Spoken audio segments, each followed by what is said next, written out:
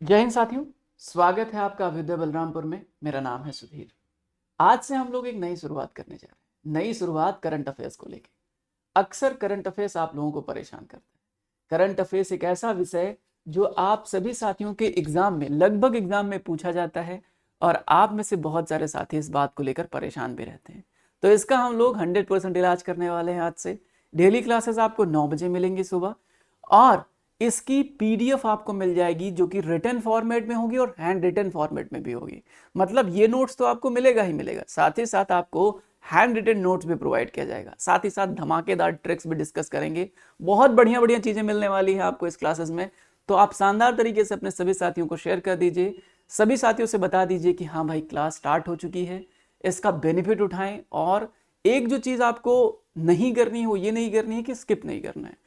Classes bunk नहीं करना है, ये अलाउड नहीं है। मेरी क्लास में अभी तो आपको रिकॉर्डिंग मिल रही है, लेकिन इसके बाद जब हम लाइव होंगे तो मैं सबका हाल हवाल लूंगा। एक एक साथी जो भी क्लास में हैं उनसे मैं डेली उनकी अटेंडेंस, उपस्थिति दर्ज करवाऊंगा। आप सभी साथी डेली क्लास में रहेंगे, अच्छे तरीके से प्रिपेयर करेंगे। करंट अफेयर्स के साथ समस्या ये है कि 5 साल पुराना करंट अफेयर्स काम नहीं करेगा। जो घटना कल हुई, परसों हुई, उसको आपको पता होना चाहिए आपके एग्जाम के पॉइंट ऑफ व्यू से। तो उस लिहाज से हम लोग डिस्कस करेंगे एक एक चीज। काफी मजा आने वाला है आप सभी साथियों को। देखिए, एक कमाल की चीज रहने वाली है अपनी क्लास में, वो ये कि आपको बहुत सारी चीज रिटन फॉर्मेट में एकदम 2D पॉइंट डिक्टो, सब कुछ 2D पॉइंट मिलेगा नोट्स फॉर्मेट में। तो आपको ज्यादा उंगली चलाने की जरूरत नहीं पड़ेगी। साथ ही साथ रिटन फॉर्मेट में हैंड रिटन नोट्स भी प्रोवाइड करूंगा, ट्रिक्स भी प्रोवाइड करूंगा। तो पूरी चीजें जब पूरी क्लास में आप डेली रहोगे तब मेरा अंदाज और मेरा तरीका आपको समझ में आ जाएगा। थोड़ा समय देना पड़ेगा मुझे आपको समझने में, आपको जो है मुझे समझने में। थोड़ा समय देंगे, हम चीजें बहुत अच्छे तरीके से करने वाले हैं। तो अभ्युदय बलरामपुर में आपका हार्दिक स्वागत है। तो एक नई इनिशिएटिव अभ्युदय बलरामपुर के द्वारा ली जा रही है, वो ये है आपका करंट अफेयर सेक्शन। तो आज से इसकी शुरुआत कर रहे हैं, शुभारंभ कर रहे हैं, श्री गणेश कर रहे हैं। तो सभी साथियों का स्वागत है। 18 जनवरी 2025 की जितनी महत्वपूर्ण करंट अफेयर्स है सारी की सारी डिस्कस करेंगे। UPPSC, SSC, railway, defence examination और जो भी वनडे एग्जामिनेशंस की आप तैयारी कर रहे हैं उन सब में रामबाण रहने वाला है ये आपका कोर्स। ठीक है, तो आप लोग सभी साथी जुड़ जाएं एकदम जबरदस्त तरीके से। सबसे पहले तो मैं आपको लेके चलता हूं उन महत्वपूर्ण टॉपिक्स की ओर जो टॉपिक्स न्यूज़पेपर्स में रही हैं आज। जो महत्वपूर्ण टॉपिक्स न्यूज़पेपर्स में रही हैं आज हम लोग देख लेते हैं। सबसे पहले आज पहले एक बार मैं ओवरऑल हेडिंग बता देता हूं कि भाई ये चीजें न्यूज़पेपर्स में, इसको हमें करना है कवर। तो सबसे पहले 20 जनवरी को हम लोग पेंगुइन डे मनाते हैं, तो हम लोग डिस्कस करेंगे। देखो, एमसीक्यू फॉर्मेट में डिस्कस करते हैं इन सभी चीजों को तो ज्यादा इफेक्टिव होता है, तो एमसीक्यू फॉर्मेट में ही डिस्कस करने वाले हैं। 20 जनवरी को हम लोग पेंगुइन अवेयरनेस डे के तौर पे सेलिब्रेट करते हैं। इसके अलावा सिंगापुर उड़ीसा के बीच में एक फिनटेक हब बनाए जाने का डिसीजन लिया गया है, डिटेल में डिस्कस करेंगे इसको। इसके अलावा लेजेंडरी डायरेक्टर डेविड लिंच का भी रिसेंटली डेथ हो गया है, डिस्कस करेंगे हम लोग। और अभी रिसेंटली नेशनल ब्रॉडकास्टिंग मिशन 2.0 चर्चा में रहा है। क्या चीज है हम लोग चर्चा करेंगे। संचार साथी ऐप भी लॉन्च किया गया है और ढेर सारे महत्वपूर्ण एप्लीकेशंस के बारे में भी चर्चा करेंगे। और अभी एक नई बीमारी फैल रही है, जॉम्बी डियर डिजीज। क्या ये इंसानों के लिए खतरनाक है, इसके बारे में क्या जानना चाहिए आपको, हम लोग डिटेल से चर्चा करेंगे क्वेश्चन वाइज। ठीक है, अगली बात, हम लोग अभी रिसेंटली देखो ईवी इलेक्ट्रिक व्हीकल्स की बहुत चर्चा चल रही है। तो अभी बीएमडब्ल्यू ने लॉन्च किया है, कहां पे लॉन्च किया है चर्चा करेंगे। इलेक्ट्रिक व्हीकल्स के बारे में चर्चा करेंगे। इसके अलावा 2024 को एक्चुअली 1.5 डिग्री टेम्परेचर जो क्योटो प्रोटोकॉल के अंतर्गत रखा गया था कि भाई 1.5 डिग्री से ज्यादा टेम्परेचर नहीं बढ़ने देंगे अर्थ का, 2024 में ही बढ़ गया, 1.6 हो गया। हम लोग चर्चा करेंगे कि 1.5 डिग्री का क्या कॉन्सेप्ट है। ठीक है, क्योटो प्रोटोकॉल, पेरिस एग्रीमेंट क्या चीज है। और इसके अलावा अभी रिसेंटली कोप 29 हुआ है, कोप 28 हुआ था 2023 में यूएई में, कोप 29 आपके बाकू अजरबैजान में हुआ। कोप 30 होने वाला है 2025 में ब्राजील में। डिटेल में डिस्कस करेंगे कि ये कोप क्या कहानी कहता है और इसका आपके एग्जाम के पॉइंट ऑफ व्यू से क्या रिलेवेंस है। साथ ही साथ अभी आरबीआई, अच्छा एक और, नोवाक जोकोविच ने रोजर फेडरर का रिकॉर्ड तोड़ दिया है ग्रैंड स्लैम में, चर्चा करेंगे। आरबीआई ने अलाउ कर दिया है overseas bank to open NRI account. NRI account open करने का एक डिसीजन लिया है आरबीआई के द्वारा। आरबीआई के जो महत्वपूर्ण पहलू, जो इंपॉर्टेंट कमिटीज बनाई गई है अभी, इथिकल कमिटी बनाई, एआई इथिकल कमिटी बनाई गई है। कौन सी कमिटी है, उसके अध्यक्ष कौन है, हम चर्चा करेंगे। 3-4 कमिटियां आरबीआई ने बनाई हाल फिलहाल में, हम चर्चा करेंगे। साथ ही साथ गवर्नमेंट ने लॉन्च किया है अभी एक रणभूमि ऐप। रणभूमि बूस्ट बैटलफील्ड टूरिज्म को बढ़ावा देने के लिए एक रणभूमि ऐप लॉन्च किया है और कई सारे महत्वपूर्ण ऐप्स लॉन्च किए गए हैं। उमंग एप्लीकेशन के बारे में भी चर्चा में था। उल्लास एप्लीकेशन जो कि एजुकेशन सेक्टर से संबंधित है, अभी चर्चा में था। वनडे एग्जाम के पॉइंट ऑफ व्यू से, स्टेट एग्जाम के पॉइंट ऑफ व्यू से हम लोग जबरदस्त तरीके से पढ़ने वाले हैं। ठीक है, पेशेंस बनाए रखेंगे, जो समझ में ना आएगा कमेंट सेक्शन में उसको लिख देंगे, मैं आपको कल जब क्लास लेके आऊंगा तो मैं उसमें आपका टैकल करूंगा। कोई भी डाउट, किसी भी प्रकार का कोई भी डाउट है तो आप नीचे कमेंट सेक्शन में लिखेंगे, हम उसको प्रॉपरली टैकल करेंगे, आपको प्रॉपर रिप्लाई किया जाएगा, जरूरत पड़ी तो आपको कॉल भी करके हम बताएंगे। ठीक है, टेंशन लेने की जरूरत नहीं, I am here there for you. ठीक है, everything will be tackle, tension लेने की जरूरत नहीं है, एवरीथिंग विल बी टैकल। चलिए शुरुआत करते हैं। सबसे पहला क्वेश्चन है आपके स्क्रीन के सामने, पेंगुइन जागरूकता दिवस हर साल किस तारीख को मनाते हैं? देखो मेरी एक आदत है, वो ये है कि मैं हर दिन जो भी इंपॉर्टेंट डे पड़ता है मैं उससे संबंधित आपको फैक्ट दे देता हूं। जब भी कोई महत्वपूर्ण डे पड़ेगा तो मैं आपको तुरंत फैक्ट दूंगा उसके बारे में, और most of the day important होता है और मैं उसके बारे में थोड़ा बहुत चर्चा जरूर करता हूं हर दिन। क्वेश्चन हमारी यहीं से शुरू होती है, ये हमारा तरीका है। तो पेंगुइन जागरूकता दिवस हम लोग 20 जनवरी को मनाते हैं। 20 जनवरी को हम लोग पेंगुइन जागरूकता दिवस मनाते हैं, आज ही के दिन। तो यहाँ पे आप देख सकते हैं आज ही के दिन हम लोग पेंगुइन दिवस 20 जनवरी को पेंगुइन जागरूकता दिवस। पेंगुइन एक ऐसा पक्षी है, यहाँ पे आप देख सकते हैं पेंगुइन आप लोगों ने बहुत बारी देखा होगा, ऐसे टुक टुक टुक टुक टुक टुक करके चलता है ना, पेंगुइन का अवेयरनेस, पेंगुइन ऐसे ही चलता है ना। तो आप लोगों को देखिए ये उड़ नहीं पाता, ये उड़ता नहीं है, पता लगे तुम पक्षी समझ लो और उड़े नहीं, उड़ता नहीं है, उड़ता नहीं है, ध्यान देना, उड़ता नहीं है ये। और कमाल की बात ये है कि ये एक इंडिकेटर है, एक बायोलॉजिकल इंडिकेटर है किसका? बर्फ का। अगर इनकी संख्या कम हो रही है, इनकी संख्या, बर्फ का इंडिकेटर है ना, बर्फ का इंडिकेटर, और अगर इनकी संख्या कम हो रही है तो इसका मतलब है कि बर्फ पिघल रही है। अभी इनकी स्थिति संकटापन्न है, इंडेंजर्ड है, और इसी वजह से IUCN की रेड लिस्ट होती है, उसके अंतर्गत इंडेंजर्ड की कैटेगरी इसको दी गई है, क्योंकि इसकी संख्या लगातार क्या हो रही है? इसकी संख्या लगातार कम हो रही है, इंडेंजर्ड की कैटेगरी में है। और अगर इसकी संख्या लगातार कम होती चली गई तो इसका मतलब ये होगा कि हमारा बर्फ लगातार पिघल रहा है। तो हम इसके बारे में अवेयर रहें, अवेयरनेस फैलाने के लिए पेंगुइन अवेयरनेस डे। खास ये कहां पाया जाता है? तो अंटार्कटिक रीजन में, अंटार्कटिका में आपको पेंगुइन्स दिखाई देंगे, खूब सारे पेंगुइन्स आपको अंटार्कटिका रीजन में दिखाई देंगे। क्लियर है? बात डन है? आई होप की बात डन है। चलिए अगले क्वेश्चन की ओर बढ़ते हैं। ये एक बहुत प्यारा क्वेश्चन है। देखिए भारत का एक देश है जिसके साथ रिलेशन बहुत मजबूत हो रहा है। अगर मैं क्लू दूं इसमें तो ये भारत का सबसे ज्यादा FDI इसी देश से आता है। अभी हनले पासपोर्ट इंडेक्स जारी हुआ था, उसमें टॉप देश यही है। अब आंसर करिए आप सभी के सभी साथी आंसर करेंगे, और एक बारी सेशन लाइक जरूर कर देंगे और अपना फीडबैक। देखिए पहली क्लास है, मैं बार बार कहता हूं, जब पहली हुई कोई चीज, जैसे कभी भी कोई चीज आप पहली मर्तबा देखते हो तो आपके सामने क्या होता है? हाँ यार, ओपिनियन बनता है, ये अच्छा टीचर है, ये अच्छा पढ़ा रहे हैं, हमारे काम का चीज है। अभी आप तो शुरुआत हुआ, अभी तो जस्ट पार्टी शुरू हुई है। आप सभी के सभी साथी आंसर करेंगे इस क्वेश्चन का, अभी तो पार्टी शुरू हुई है। अभी आप देखेंगे कि क्या शानदार शानदार ट्रिक्स मैं दूंगा, शानदार नोट्स मैं प्रोवाइड करूंगा आपको इसी क्लास में। आपको बहुत मजा आने वाला है इस क्लास में। चलिए, तो भुवनेश्वर में फिनटेक हब स्थापित करने के लिए किन दो संस्थाओं ने समझौता किया है? Orissa Malaysia Orissa, Singapore Orissa Japan, या फिर उड़ीसा या UAE? तो ध्यान देंगे, अगर मैं चर्चा करूं इसमें तो सही जवाब क्या होगा इसका? तो अभी रिसेंटली उड़ीसा और सिंगापुर ने आपस में एग्रीमेंट किया है कि हाँ भाई हम एक फिनटेक हब बनाएंगे। देखो मैंने शुरुआत में हेडिंग बताई थी, उड़ीसा और सिंगापुर ने समझौता किया है, भुवनेश्वर में फिनटेक हब बनाया जाएगा ना। आपको मैं बता दूं कि Singapore is a very important country for your examination. Singapore है ना, बहुत सारे लोगों का मन भी होगा जाने का, सिंगापुर जाने का मन होगा। तो अगर मैं बात करूं, सिंगापुर कई सारे मैटर्स में चर्चा में रहा है, जिनमें से प्रमुख मैटर क्या है आपका? सबसे पहला है आपका कि अभी रिसेंटली हानले पासपोर्ट इंडेक्स आया था, हानले पासपोर्ट इंडेक्स, या कह लो कि पासपोर्ट इंडेक्स में अभी पहले रैंकिंग पे कौन देश है? तो पासपोर्ट इंडेक्स में पहले रैंकिंग पे है, फर्स्ट रैंकिंग पे है सिंगापुर, है ना। पहले रैंकिंग पे कौन है? सिंगापुर ही है, पहले रैंकिंग पे सिंगापुर है। अभी रिसेंटली आपको पता है कि सबसे ज्यादा FDI भारत में किस देश से आता है? सबसे ज्यादा FDI किस देश में आता है? तो सबसे ज्यादा FDI आपका आता है किससे? वो आता है आपका सिंगापुर से।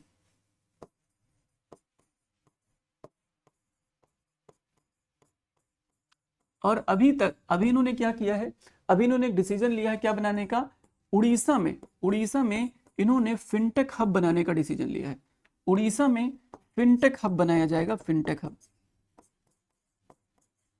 अभी यहाँ के राष्ट्राध्यक्ष महोदय भारत आए हुए थे, अभी 2 दिन पहले हमने करंट अफेयर्स में डिस्कस भी किया था, अगर आप लोग मुझसे डेली करंट अफेयर्स पढ़ रहे होंगे तो। ठीक है, तो मैंने अभी 2 दिन पहले भी डिस्कस किया था।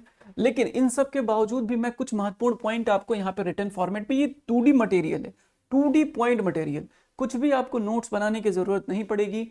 सिंगापुर और भारत के बीच में मेमोरेंडम अंडरस्टैंडिंग की गई है global fintech and technology network बनाने के लिए, और इसमें मेजर फोकस बीमा क्षेत्र है कि कैसे बीमा क्षेत्र को भारत में इंप्रूव किया जाए, बीमा क्षेत्र में लोगों का जो है पार्टिसिपेशन बढ़ाया जाए। इसी को लेकर भारत और सिंगापुर के बीच में समझौता किया जा रहा है। ठीक है, 2047 तक अगर गवर्नमेंट ऑफ इंडिया के लक्ष्य की बात करें तो भारत सरकार ने 2047 तक सबको बीमा insurance cover for all by 2047 हम लोगों ने लक्ष्य रखा है। 2047 कई सारे मायनों में इंपॉर्टेंट है। 2047 तक भारत को विकसित बनाने का भी लक्ष्य है। भारत विकसित कब तक हो जाएगा? भारत 2047 तक विकसित बनेगा भारत। ठीक है, 2047 तक सभी को इंश्योरेंस भी मिलेगा और भारत विकसित भी होगा 2047 तक। अच्छा ये बताओ कि सरकार ने टीबी खत्म करने का लक्ष्य कब तक रखा है? टीबी, ट्यूबरकुलोसिस जो बीमारी है, इसको खत्म करने का लक्ष्य भारत ने कब तक रखा है? खत्म करने का लक्ष्य। ठीक है, तो आपको पता है 2025 ही लक्ष्य है, 2025 से। उत्तर प्रदेश गवर्नमेंट ने फाइलेरिया, जिसे हाथी पांव बीमारी बोलते हैं, फाइलेरिया को खत्म करने का कब लक्ष्य रखा है? अगर मैं पूछूं फाइलेरिया, तो उत्तर प्रदेश सरकार ने फाइलेरिया 2027 तक खत्म करेगी। 2027 तक यूपी गवर्नमेंट ने एम रखा है। तो कई बार ऐसे सवाल पूछे जाते हैं कि उत्तर प्रदेश सरकार ने किस बीमारी का एम रखा है, कब तक एम रखा है? फाइलेरिया, कालाजार। आपने अगर पढ़ा हो तो, आपने मिशन इंद्रधनुष के बारे में अगर पढ़ा हो तो 7 बीमारियों को टैकल करता है। मिशन इंद्रधनुष के बारे में अगर आपने सुना हो तो, ठीक है, इंद्रधनुष, इंद्रधनुष के बारे में अगर आपने सुना हो, इंद्रधनुष के बारे में अगर आपने सुना हो तो मिशन इंद्रधनुष 7 प्रकार की बीमारियों का टीकाकरण, 7 बीमारी का टीकाकरण प्रोग्राम है, का टीकाकरण किया जाता है। इसके अंतर्गत 7 बीमारियां कौन कौन सी हैं? जिनमें से कालाजार है, हेपेटाइटिस सी है, ठीक है, ऐसी ऐसी बीमारियां, जो इन्फ्लुएंजा है, ये सारी बीमारियां इसके अंतर्गत कवर की जा रही हैं, जिसमें टीबी भी एक बीमारी शामिल है। ठीक है, चलिए, तो ये सारी चीजें जो चर्चा में रही हैं, हालांकि मैंने आउट ऑफ कॉन्टेक्स्ट चर्चा किया, बट मैं ऐसे करते रहता हूं ताकि इंफॉर्मेशन कंप्रिहेंसिव रहे, आपकी ज्यादा जानकारी आपके पास रहेगी तो आप अच्छे तरीके से आंसर कर पाएंगे। ये बहुत प्यारा सा क्वेश्चन है, आप सभी के सभी साथी आंसर करेंगे।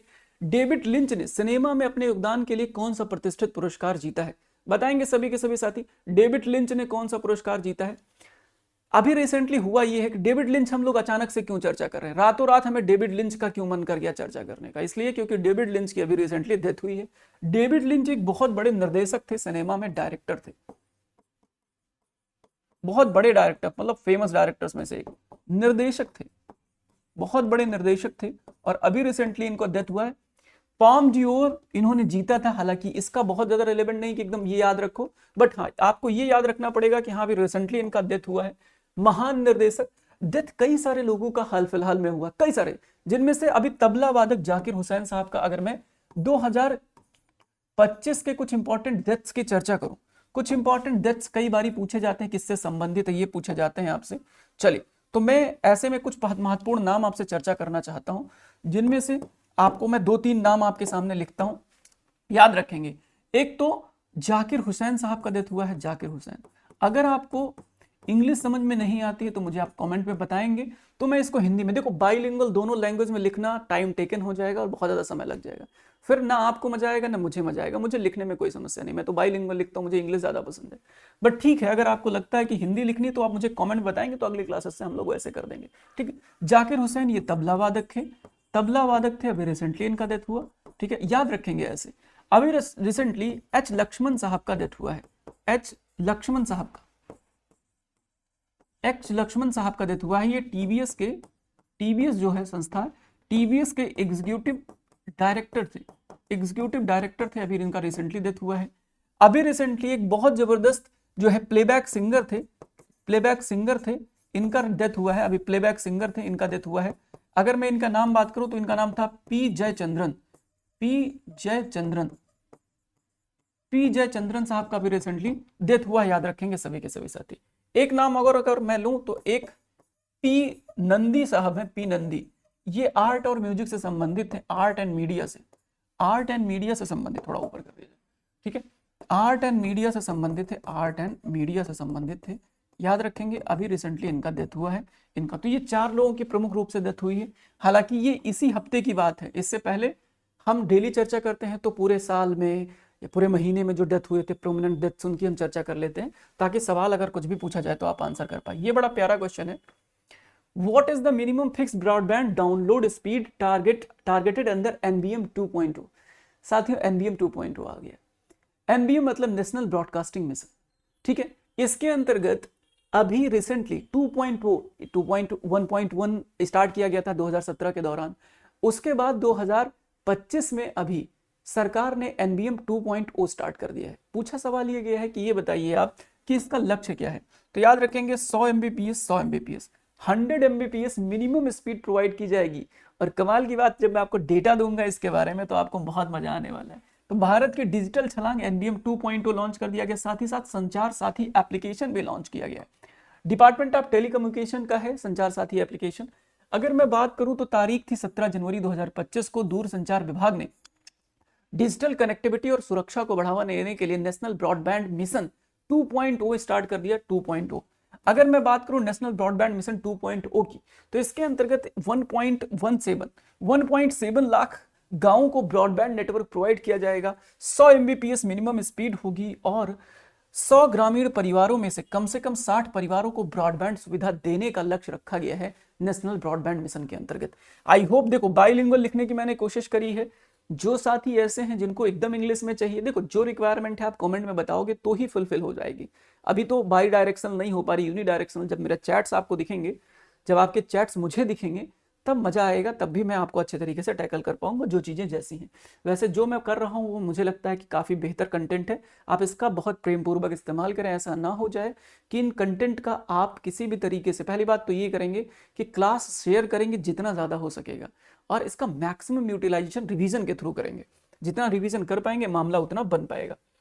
अगर मैं बात करूं संचार साथी ऐप की, तो अगर एक सवाल पूछा जाएगा संचार साथी ऐप किस डिपार्टमेंट ने लॉन्च किया, डिपार्टमेंट ऑफ टेलीकम्युनिकेशन ने इसको लॉन्च किया है, दूरसंचार डिपार्टमेंट ने इसको लॉन्च किया है।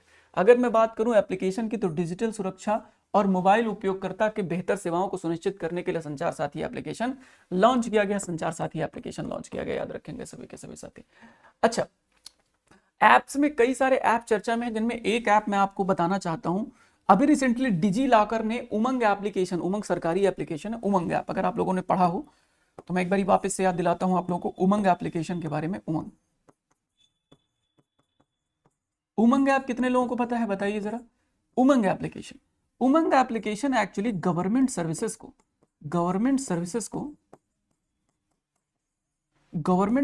को डोर तक पहुंचाने का काम करता है। मतलब ऑनलाइन आप गवर्नमेंट सर्विसेज उमंग एप्लीकेशन के थ्रू पा सकते हैं। और अभी रिसेंटली डिजीलॉक ने इसके साथ क्या किया, कोलैबोरेशन किया। डिजीलॉक ने अभी इसके साथ कोलैबोरेशन किया, पार्टनरशिप किया। तो डिजीलॉक उमंग ऐप के साथ जुड़ जाएगा। तो डिजीलॉक में अपना सारा डॉक्यूमेंट आप रखते हो, है ना, सरकार का ये भी, सरकार का ये भी। तो जो डिजीलॉक था, इसके अंतर्गत आप सारे डॉक्यूमेंट, आपको डीएल, आपका आधार कार्ड, आपका मार्कशीट, सब कुछ आप इसमें रख सकते हो। फाइल बनती है, नहीं एक्सेस होता तो एक्सेस हो जाता है आपका यहाँ से। अब इसको लिंक कर दिया गया उमंग, तो आपके पास यहाँ पे डॉक्यूमेंट रखा है, उमंग ऐप से आपका लिंक हो गया। तो जो भी गवर्नमेंट सर्विसेज आपको अवेल करनी है, गवर्नमेंट सर्विसेज आपको लेनी है, यहां से डॉक्यूमेंट निकाल के उमंग ऐप में डाला, उमंग ऐप में गवर्नमेंट सर्विस है, वो आपस में लिंक कर गया और आपको सर्विस मिल गई, डॉक्यूमेंटेशन भी हो गया, सर्विस मिल गई। कितना बढ़िया सुंदर सा सिस्टम बनाया सरकार ने। तो this is something that is very good. You have to use this particular application for your government services. Okay, now moving forward, next question पर मूव करते हैं। हाँ, यहां पर मैंने कुछ चीजें और आपके लिए एक्स्ट्रा ऐड करी, दैट इज ब्रॉडबैंड के टाइप। 3 प्रकार के ब्रॉडबैंड्स आपने देखे होंगे, wired, wireless and DSL. DSL जो होता है वो कॉपर वायर्ड ब्रॉडबैंड होते हैं। कॉपर लाइंस के जरिए जब आप ब्रॉडबैंड प्रोवाइड करते हैं तो उसको बोलते हैं डीएसएल। बहुत अंदर तक नहीं घुसते हैं, इसमें थोड़ा सुपरफिशियल रहते हैं। जितनी जानकारी आपके एग्जाम के लिए इंपॉर्टेंट है उतनी ही करने की कोशिश करते हैं। अगर बात किया जाए वायर्ड ब्रॉडबैंड की, तो ऑप्टिकल फाइबर के जरिए वायर्ड, वायरलेस रेडियो लिंक के जरिए वायरलेस ब्रॉडबैंड प्रोवाइड किया जाता है। एनबीएम 2.0 के अंतर्गत 2030 तक 2.7 लाख गांवों को, 2,70,000 गांवों को ऑप्टिकल फाइबर नेटवर्क से कनेक्ट करना एम रखा गया 2.0 के अंतर्गत। क्लियर है, बात डन है, आई होप की बात डन है। अगले क्वेश्चन की ओर बढ़ते हैं, that is zombie deer disease. देखो मैं थोड़ा सा और मतलब मैं और डिस्क्रिप्टिव जाता हूँ, माफ कीजिए, मैं थोड़ा और डिस्क्रिप्टिव जाता हूँ। डिस्क्रिप्टिव इन द सेंस कि मैं क्लासेस में और लंबा चीजें खींचता हूँ। मेरी क्लास 1 घंटे प्लस होती है करंट अफेयर्स की, बट उसमें आपको पूरे 1 साल का करंट अफेयर्स कहीं ना कहीं, अगर वो टॉपिक पूरे 1 साल में न्यूज़पेपर्स में है तो वो आपको मेरी क्लास में मिलेगा, ये बात सुनिश्चित करता हूं मैं। अगर वो टॉपिक 1 साल में कहीं भी, मान लो कोई डिजीज, जैसे कि अभी अभी इसमें डिस्कस करूंगा, अभी इस क्वेश्चन को जब मैं डिस्कस करूंगा तो आपको समझ में आएगा कि कैसे कैसे क्वेश्चंस मैं डिस्कस करता हूं। देखो, जॉम्बी डियर डिजीज की बात करें तो अभी रिसेंटली जॉम्बी डियर डिजीज के नाम से मशहूर बीमारी का प्राथमिक नाम क्या है? What is the primary name of the disease commonly referred as a zombie deer disease? चले, किसको जानते हैं मेरे भाई? तो इसको किस नाम से जानते हैं? अब मैं ये सवाल, देखो आपके मन में ये आया होगा कि सर सवाल क्यों ला रहे हो आप, पूरा पता क्यों नहीं देते? देखो मैं 2 तरीके से पढ़ा रहा हूं। पहले सवाल लाके आपके दिमाग को खोल रहा हूं कि क्या शायद आपको पता है, शायद आपको पता है। आपका दिमाग जब क्वेश्चन देखता है तो आंसर करता है, और आंसर चाहे सही करे चाहे गलत। जब आपको आंसर करने की प्रैक्टिस हो जाती है तो यही प्रैक्टिस तो आपको एग्जाम में करनी है। तो ये तो मैं दिन भर करवा रहा हूं, हर दिन करवाऊंगा जब ये प्रैक्टिस। अरे भाई 7 दिन क्लास चलेगी आपकी, तो 7 दिन आप प्रैक्टिस करोगे इतने क्वेश्चन का, तो एग्जाम में जाके आपकी प्रैक्टिस ऑलरेडी परफॉर्म करेगी कि नहीं करेगी? जब आपने हर दिन प्रैक्टिस किया है क्वेश्चन अटेम्प्ट करने की, तो आप एग्जाम में जाओगे तो परफॉर्मेंस ऑटोमेटिक एनहेंस हो जाएगा, इस बात की गारंटी मेरी है। यही तरीका होता है एग्जाम को। बहुत सारे साथियों को मैं जानता हूं जो ज्यादा पढ़ाई नहीं करते, वो सिर्फ एमसीक्यू लगाते हैं और एमसीक्यू से क्वालिफाई कर जाते हैं, क्योंकि एमसीक्यू आपकी एबिलिटी को बढ़ा देता है, आपकी रीजनिंग को बढ़ाता है, आपके पावर, क्वेश्चन को सॉल्व करने की क्षमता बढ़ा देता है। इसलिए हमेशा एमसीक्यू ज्यादा बेहतर होते हैं इन कंपेरिजन टू थियरी। और थियरी तो मैं दे ही रहा हूं, आपको एक्सप्लेन तो कर ही रहा हूं, ठीक है। चलिए, तो ध्यान देंगे, जॉम्बी डियर डिजीज के नाम से मशहूर है कौन सा? इसका नाम है chronic wasting disease. Chronic wasting disease, जिसको सीडब्ल्यूडी के नाम से जानते हैं, ये इस समय जानवरों में फैल रहा है। जानवरों में भी कौन सा? जानवरों में कौन से जानवर इससे प्रभावित हो रहे हैं? तो याद रखना, सीडब्ल्यूडी, जिसे जॉम्बी डियर डिजीज के नाम से जानते हैं, इससे डियर, एल्क, मूस और रेंडियर प्रभावित हो रहे हैं। इससे रेंडियर प्रभावित हो रहे हैं। ये इंसानों के लिए प्रभाव, मतलब इंसानों में नहीं फैल रहा है, लेकिन ये जानवरों की मस्तिष्क कोशिकाओं को, ब्रेन सेल को डेड कर दे रहा है, जिसकी वजह से इनको प्रॉब्लम हो रही है। क्लियर है? बात डन है? आई होप की बात डन है, ठीक है। वजन कम होना, अत्यधिक प्यास लगना, संतुलन खोना, इसके कुछ प्रमुख लक्षण हैं। अगर मैं चर्चा करूं इसी में, अगर मैं इसी में चर्चा करूं आपसे, तो याद रखेंगे सभी के सभी साथी कि ये अभी तक इंसानों पर इसका कोई प्रभाव नहीं हुआ है, इंसानों पर इसका कोई प्रभाव नहीं हुआ। तो ये एक चीज हो गई कॉमनली। अब मैं आपको कुछ इंपॉर्टेंट, देखो ये एक साइंस एंड टेक्नोलॉजी का न्यूज है, ये एक विज्ञान और प्रौद्योगिकी का न्यूज है, साइंस का न्यूज है। ऐसे में कुछ प्रमुख साइंस की घटनाएं, जो मैं कहता हूं ना कि मैं पूरे 1 साल का न्यूज छू लेता हूं, वो कैसे छूता हूं? देखो, अगर साइंस और टेक से सवाल पूछे जाएंगे तो कुछ प्रमुख चीजें मैं आपको याद दिलाने की कोशिश करता हूं जो इस हफ्ते घटी हैं साइंस एंड टेक्नोलॉजी में। कुछ प्रमुख घटनाएं जो इस हफ्ते घटी हैं, करंट अफेयर्स की बात कर लेते हैं। कुछ प्रमुख न्यूज जो अभी इस हफ्ते घटी हैं उनकी चर्चा कर लेते हैं। सबसे पहली बात एक है मिशन स्कॉट। सबसे पहला है क्या है? Mission SCOT. मिशन स्कॉट अभी रिसेंटली लॉन्च किया गया। मिशन स्कॉट लॉन्च किया गया किसके द्वारा? इसरो के द्वारा। Mission SCOT, mission SCOT launch किया गया।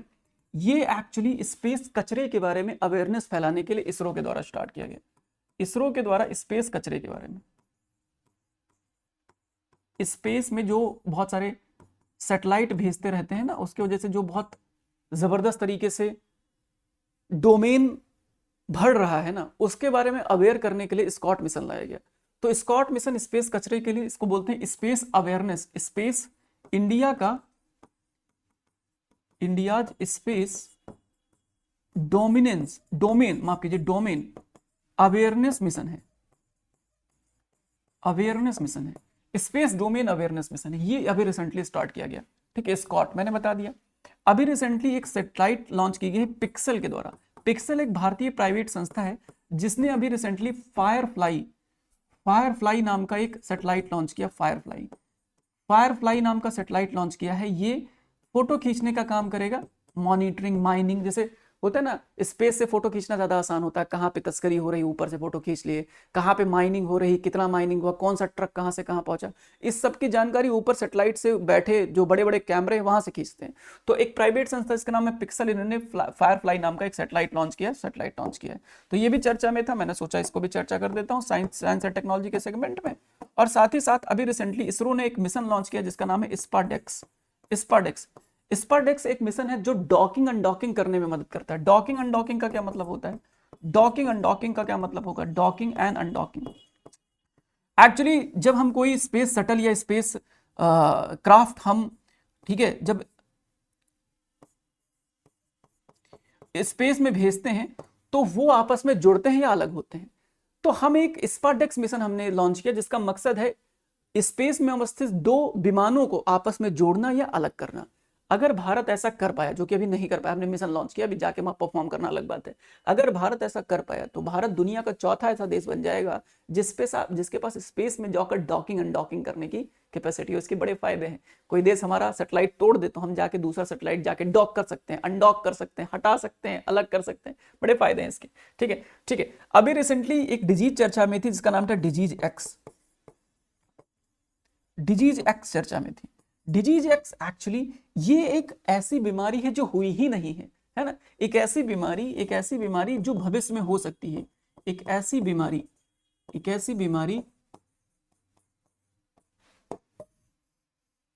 जो भविष्य में होगी।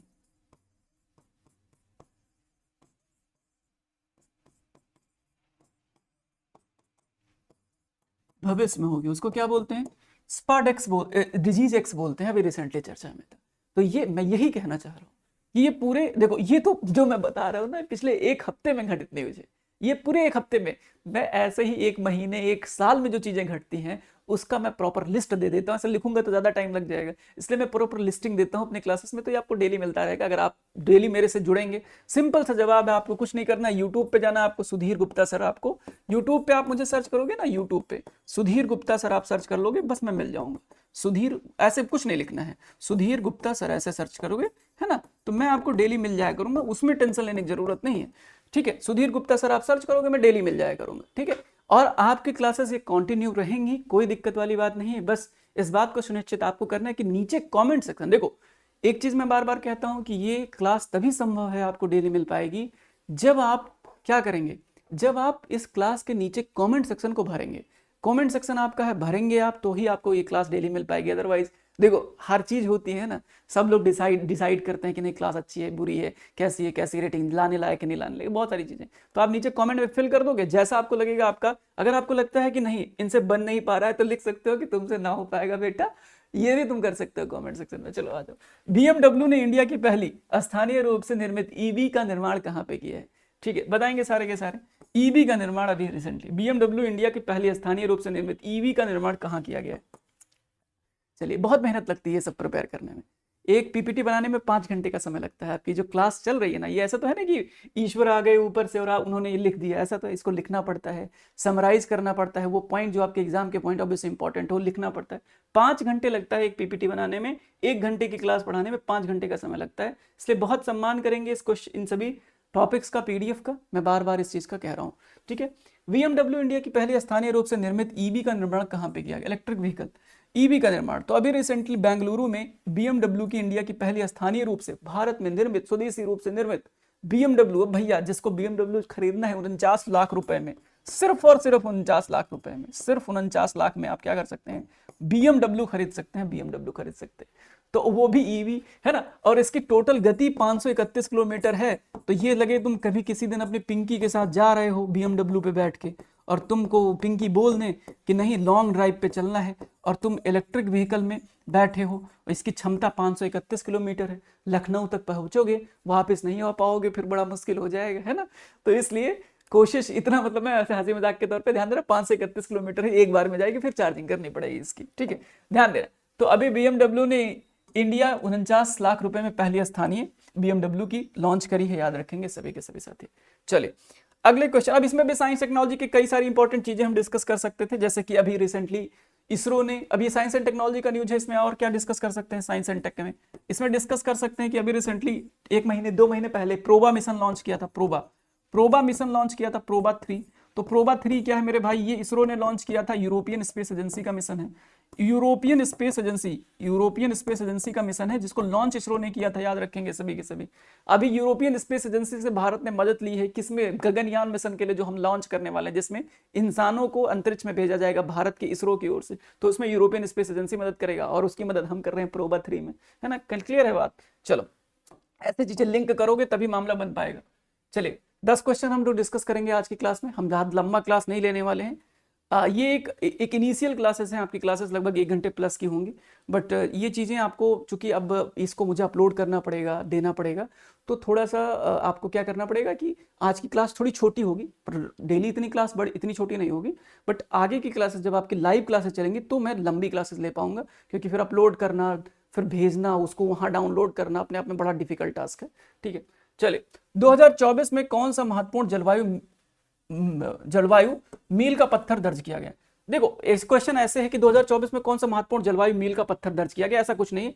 मैं आपको क्वेश्चन ऐसे पूछा गया कि 2024 में जलवायु परिवर्तन से संबंधित कौन सी महत्वपूर्ण घटना घटी। घटना ये घटी है कि वैश्विक तापमान पूर्व औद्योगिक स्तर से 1.5 डिग्री टेम्परेचर से अधिक होने का पहला वर्ष है। ये समझ नहीं आया गुरुजी, वैश्विक तापमान के पूर्व औद्योगिक स्तर से 1.5 डिग्री सेल्सियस अधिक होने का पहला वर्ष, क्या चीज कह रहे हो, हमको समझ नहीं आ रहा। देखो मैं समझाता हूं आपको लेमन टर्म में। देखो पहली बात तो ये कि 2024 पहला वर्ष होगा जब ग्लोबल वार्मिंग 1.5 डिग्री की सीमा से ऊपर होगी। तो 24 हो गया, यानी कि पहला साल ऐसा आया जब global temperature pre industrial level से 1.6 डिग्री सेल्सियस पहुंच गया। अब ये समझ नहीं है सर, समझ नहीं है, बिल्कुल समझ नहीं है सर। देखो 2 काल माने जाते हैं, एक काल औद्योगिकीकरण से पहले का काल और एक औद्योगिकीकरण के बाद का काल।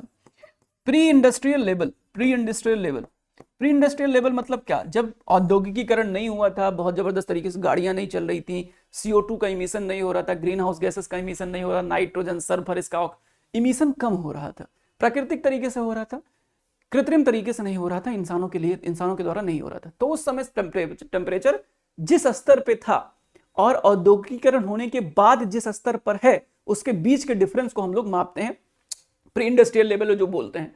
अब देखो सपोज करो कि 1800 का समय चल रहा है, औद्योगिकीकरण अभी ठीक तरीके से शुरू भी नहीं हुआ है, इस समय टेम्परेचर मान लो जनवरी महीना चल रहा था, अर्थ का एवरेज टेम्परेचर 30 डिग्री सेल्सियस था, 30 डिग्री सेल्सियस। अब हम आते हैं 2024 में। 2024 में अगर हम लोग, अब इंडस्ट्रियलाइजेशन हो गया, बहुत सारी इंडस्ट्रियल लग गई, गाड़ी वाड़ी चल रहा है, ग्रीन हाउस गैसेस खूब निकल रहे हैं, तो इस समय जनवरी महीने में आइए, जनवरी महीने में आइए और टेम्परेचर देखिए, तो 2024 जनवरी में टेम्परेचर कितना हो गया, 30 डिग्री जो वहां पे रहता था उस समय एवरेज टेम्परेचर, तो 31.5 डिग्री सेल्सियस इतना हो गया। जहां 30 डिग्री था वहां क्या हो गया, 31.5 डिग्री हो गया। कहने का मतलब क्या है कि टेम्परेचर 1.5 डिग्री बढ़ गया, 1.5 डिग्री प्री इंडस्ट्रियल लेवल से, प्री इंडस्ट्रियल लेवल से इंडस्ट्रियल लेवल में 1.5 डिग्री टेम्परेचर बढ़ गया। तो ये तो गलत बात है, अगर ज्यादा हो जाएगा, 2 डिग्री बढ़ गया। पेरिस क्योटो प्रोटोकॉल से हम कसम खाते चले आना, क्योटो प्रोटोकॉल क्लाइमेट चेंज का सबसे इंपॉर्टेंट एग्रीमेंट 1997 में हुआ था क्योटो प्रोटोकॉल। क्योटो प्रोटोकॉल देखो मैं यहाँ पे लिख देता हूँ, नहीं तुम भूलते चले जाओगे। 1997 में क्योटो प्रोटोकॉल होता है, क्योटो प्रोटोकॉल है ना, ये जलवायु परिवर्तन से संबंधित सबसे इंपॉर्टेंट प्रोटोकॉल होता है जो 2020 में खत्म हो गया। ठीक है, अब जब 2020 में खत्म हो गया तो हमने 2015 में पेरिस एग्रीमेंट किया था COP 21 के अंतर्गत। COP 21 हुआ था 2015 में और उसमें हमने पेरिस एग्रीमेंट किया था, पेरिस समझौता किया था। क्या करने के लिए, 2020 के बाद जब क्योटो खत्म हो जाएगा तो लागू करेंगे। अभी ये पेरिस में, अब इन सब का मकसद क्या है, मकसद ये है कि प्री इंडस्ट्रियल लेवल से टेम्परेचर क्या करें, 1.5 डिग्री से ज्यादा बढ़ने ही ना दें। लेकिन कमाल की बात यह कि 1.5 डिग्री से बढ़ के कितना हो गया, 1.6 हो गया मेरे भाई, 1.6 हो गया, 1.5 तो बढ़ा ही, 1.1 और बढ़ गया। कहने का मतलब है कि जितना हमने यहाँ पे बोल बच्चन किया था उसको कुछ हम पूरा कर नहीं पाए, कहने का मतलब। अब इसमें कुछ महत्वपूर्ण चीजें मैं आपको देना चाहता हूं जो आपको बिल्कुल पता होना चाहिए, बिल्कुल पता होना चाहिए। देखिए यहां पे देखेंगे, ये मैंने COP 28, 29, 20, 30 ये तीनों, मतलब ये समझ लो कि ये विधायक है, आपके एग्जाम में पूछा ही जाएगा, ये विधायक है, आपके एग्जाम में पूछा ही जाएगा, आपसे सवाल इसके बारे में पूछा जाएगा। सवाल क्या पूछा जाएगा, COP 28 जो मैं आपसे बता रहा हूं, COP 28 कब हुआ, किससे संबंधित है। सबसे पहली बात तो ये जलवायु परिवर्तन यानी क्लाइमेट चेंज से संबंधित है, क्लाइमेट चेंज यानी जलवायु परिवर्तन से संबंधित है, जलवायु परिवर्तन से संबंधित। अगर मैं चर्चा करूं COP 28 की, तो COP 28 आपका 2023 में हुआ था। COP 28 ये जैसे COP 21 पेरिस एग्रीमेंट, ऐसे COP 3 क्योटो प्रोटोकॉल, ऐसे ही COP 28 2023 में यूएई ने किया। ठीक है, यूएई में हुआ था आयोजित 30 नवंबर से लेकर 12 दिसंबर के बीच में। फिर COP 30 अगले साल, COP 29 होता है अगले साल 2024 में होता है। कहां पे होता है, बाकू में होता है, अजरबैजान में होता है। ठीक है, अब ये हो चुके हैं। 30वां COP 30 कहां पे होगा 2025 में, दिसंबर नवंबर के महीने के बीच में होता है, ब्राजील में होगा, ब्राजील में होगा, ब्राजील। तो COP 30 2025 ब्राजील में होगा। ये तीनों आपको याद रखनी है, रामबाण है जिससे सवाल पूछा जाएगा आपसे। क्लियर है, बात डन है, आई होप की बात डन है। 28, 29 और 30 ठीक है, ये बात हो गई। अगला क्वेश्चन, नोवाक जोकोविच ने रोजर फेडरर का रिकॉर्ड तोड़ने के लिए कितने ग्रैंड स्लैम मैच खेले? तो अभी ये सिंपल सा सवाल है, सिंपल जवाब दे देते हैं, क्योंकि मैं इसको बहुत लंबा नहीं खींचूंगा, ये क्लास रीजन अपलोड करने में बड़ा मुश्किल हो जाएगा जब तक लाइव नहीं चलेगी क्लासेस। तो 430 मैसेज मैं पढ़ाने के लिए, तो ये क्लास आपकी 1 घंटे 10 मिनट कम से कम चलती है। 1 घंटे 10 मिनट चलती है आपकी क्लास, 1 घंटे 10 मिनट आपकी क्लास चलती है कम से कम। बट ठीक है, अभी शुरुआती फेज में हम थोड़ा कम लंबा खींचेंगे। तो 430 मैचेस अभी रिसेंटली किसने खेला? नोवाक जोकोविच ने जीतकर, जोकोविच ने खेलकर ग्रैंड स्लैम मैचों में संख्या में फेडरर को पीछे छोड़ दिया। फेडरर ने कितने खींचे हैं, खेले हैं? फेडरर ने 429 खेले हैं और नोवाक ने अब 430 खेल लिए। ध्यान देंगे, रोजर फेडरर अब रिटायरमेंट ले चुके हैं, तो इसलिए अब उनका संख्या बढ़ने वाला ही नहीं है। तो नोवाक जोकोविच के बारे में यहाँ पर कुछ चीजें मैंने अलग से करी हुई है। सबसे ज्यादा ग्रैंड स्लैम किसने जीता है? तो जोकोविच ने सबसे ज्यादा ग्रैंड स्लैम जीता है, 24 सबसे ज्यादा ग्रैंड स्लैम जीतने का रिकॉर्ड भी नोवाक जोकोविच के खाते में, नोवाक जोकोविच के। अगला क्वेश्चन, आरबीआई ने विदेशी बैंकों के संबंध में हाल ही में क्या नीति पेश की है? चलिए, विदेशी बैंकों के संबंध में क्या नीति पेश की है? फॉरेन ओवरसीज बैंकों के बारे में एक्चुअली आरबीआई ने डिसीजन क्या लिया है, मैं आपको बताता हूं। देखो, अपन को चाहिए पैसा। देखो, सपोज करो कि हम भारत हैं, सपोज करो कि वी आर इंडिया, है ना, हम लोग भारत हैं। अब हमें क्या चाहिए? हमको चाहिए डॉलर सामान मंगाने के लिए। हमने आरबीआई से कहा यार डॉलर कम पड़ रहा है, कुछ व्यवस्था करो। तो आरबीआई ने व्यवस्था ये कर दिया कि गैर निवासियों के लिए भारतीय रुपए में खाता खोलने की अनुमति दे दी। कि मतलब सपोज करो कि एक व्यक्ति है, इनका नाम है कमला हैरिस। सपोज करो कमला हैरिस के पास बहुत पैसा हो रहा है। सपोज करो कि कमला हैरिस के पास बहुत पैसा हो रहा है, कमला दीदी, ठीक है, कमला दीदी के पास बहुत पैसा हो रहा है। कमला दीदी चूंकि इंडियन नागरिक नहीं है, ठीक है, अब याद रखेंगे इनके पास पैसा, अब ये भारतीय किसी बैंक में खाता खुलवाना चाहती है। तो इनके लिए अभी तक प्रोविजन नहीं था। ओवरसीज बैंक में अपना सिस्टम बैठाया और वहां से सीधे कह दिया कि चलो इंडिया में पैसा जमा कर देते हैं। तो अब इनके पास अभी तक प्रोविजन नहीं था कि इंडियन बैंक में। अब आरबीआई ने क्या कह दिया कि भैया इंडियन बैंक में आप खाता खोल सकते हो, लेकिन आपको इंडियन रुपए में खाता खुलवाना पड़ेगा। तो अब वैसे कमला दीदी के पास पैसा, ऐसा तो नहीं कमला दीदी के पास रुपया होगा, डॉलर ही होगा। तो रुपया क्या, डॉलर देंगी आरबीआई को, आरबीआई इनको पैसा देगा और उसके बाद ये अपना अकाउंट खुलवा लेंगी। तो अपने पास क्या आ गया? डॉलर आ गया। और डॉलर से हम क्या करेंगे? फिर तेल ओल मंगवाते रहेंगे तुम्हारे लिए, है ना।